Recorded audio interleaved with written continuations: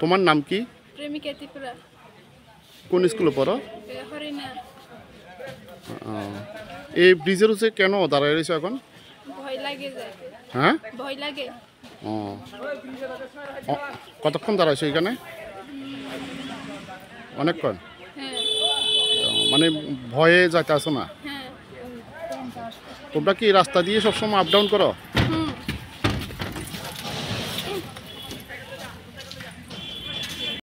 ব্রিজের উপরে চলাফেরা করো? কি অবস্থা ব্রিজের এখন? অবস্থা খুব খারাপ হ্যাঁ, আর যে অবস্থা এখন তো অ্যাক্সিডেন্ট যেখানে হচ্ছে ছাত্র আমরা হিদিগির স্কুলের ছাত্র ছেলে মেয়ে সব ইয়ে নাই স্কুলে স্যার সব তো ইয়ে স্কুলে সব একদম 6 বছর 3 বছর হতে তো ইয়ে নাই স্কুলে। এই যে স্টুডেন্টগুলো কেন দাঁড়াইছে? স্টুডেন্টগুলো কেন বাড়ি কোনখানে? সামনে ব্রিজের লাগে রেল ব্রিজের সামনে। এই ব্রিজটা এরকম এরকম অবস্থা কতদিন যাবত? হয়েছে 1 সপ্তাহের উপর।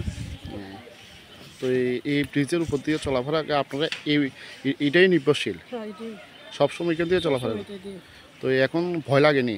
বই তো করে। হ্যাঁ, ভয় লাগে। মানে অসুবিধা হইতেছে এই যে দিয়ে যাইতে। খুব ভয় লাগতেছে? হ্যাঁ খুব ভয়। আপনার নাম? পান্না চৌধুরী। এটা কোন জায়গা? এটা হরিণা বাজার থেকে ভাইয়া হইয়া চাইলতাছড়ি প্রায় 6-7টা পাড়া আছে এখানে। নিয়ার অ্যাবাউট 7-8 হাজার লোকের বসবাস এই রাস্তাটার উপরে নির্ভর করে, এবং তারা টোটালি হরিণা বাজারের উপর নির্ভরশীল। এছাড়া আর কোনো বিকল্প রাস্তা নেই? এটা আছে এখান থেকে, একটা আছে সাবরুম দিয়া মনুঘাট হয়ে, আরেকটা আছে মনুবাজার দিয়া কালাডাপা হয়ে। তো এটা তো বহুত দূরে। হ্যাঁ, অনেক ডিস্টেন্সের ব্যাপার। তো এই ব্রিজের উপর দিয়ে তো আপনাদের মেন চলাচলের? হ্যাঁ, চালতাছড়ি মানুষের চলাচলের মূল রাস্তাই এটা। তো এই ব্রিজের তো মানে খুব বিপজ্জনক অবস্থা দেখছি।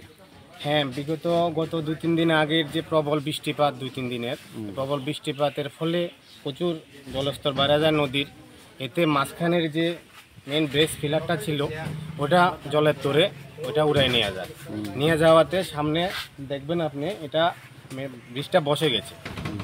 বসে যাওয়ার পরে এখন একটু সত্যি এটা একটা বিপজ্জনক অবস্থা, কারণ এটার উপর দিয়ে স্কুলের এখানে একটা দ্বাদশ শ্রেণী বিদ্যালয় আছে, একটা গার্লস স্কুল আছে, তাছাড়া এখানে একটা নার্সারি আছে, ওদিকে একটা নার্সারি, সবাই এই রাস্তার উপরেই নির্ভর করে আসে। সবচেয়ে বিপজ্জনক যে স্কুল স্টুডেন্টগুলি যে আসে, এটা অনেকটা বিপজ্জনক। এটা দৃষ্টি নেওয়া দরকার আমি মনে করি। তো এই অত্র অঞ্চলগুলোতে যদি কোনো একটা বিপর্যয় ঘটনা ঘটে তো কীভাবে মানে অ্যাম্বুলেন্স অথবা ফায়ার সার্ভিস গাড়ি যাবে? এটা বাধ্য হয়ে তাদেরকে এখন দূরবর্তী রাস্তাগুলিতে গিয়ে ঘুরে যেতে হবে।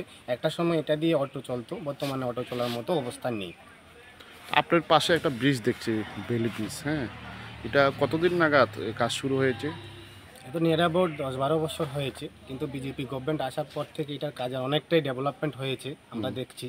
এবং প্রাক্তন এমএলএ বর্তমান জেলা সভাপতি শঙ্কর রায়ও অনেকবার মন্ত্রিসভাতেও আমরা দেখেছি কথা বলেছেন, এবং অনেকটাই মানে ডেভেলপমেন্ট আর অল্প কিছু কাজ বাকি আছে।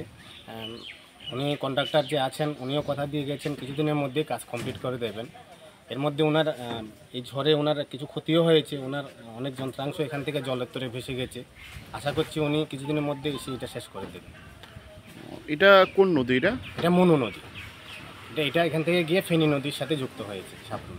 তো আপনি একজন এলাকা সচেতন নাগরিক হিসাবে সরকারের কাছে আপনি কি দাবি রাখবেন এই ব্রিজ? সরকারের কাছে অবশ্যই দাবি রাখবো, যেহেতু এটা ফুটব্রিজ, এটা ঠিক না হওয়া পর্যন্ত আপাতত এটাকে চলাচলের জন্য ব্যবস্থা করে দেওয়া হোক, যাতে ছাত্রছাত্রীরা এসে অন্তত স্কুল করতে পারে। এছাড়া অনেক ব্যবসায়ী আছে যারা হরিণা বাজারের ব্যবসায়ী।